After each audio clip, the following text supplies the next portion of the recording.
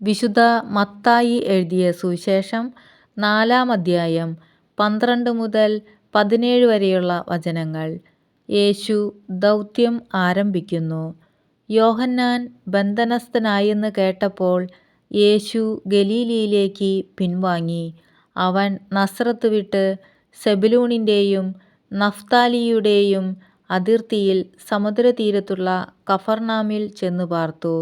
ഇത് ഏശയ്യാപ്രവാചകൻ വഴി അരുളിച്ചെയ്യപ്പെട്ടത് നിവൃത്തിയാകാൻ വേണ്ടിയാണ്.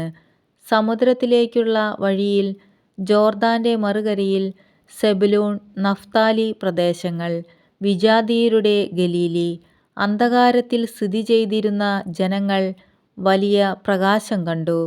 മരണത്തിന്റെ മേഖലയിലും നിഴലിലും വസിച്ചിരുന്നവർക്കായി ഒരു ദീപ്തി ഉദയം ചെയ്തു. അപ്പോൾ മുതൽ യേശു പ്രസംഗിക്കാൻ തുടങ്ങി, മാനസാന്തരപ്പെടുവിൻ, സ്വർഗരാജ്യം സമീപിച്ചിരിക്കുന്നു.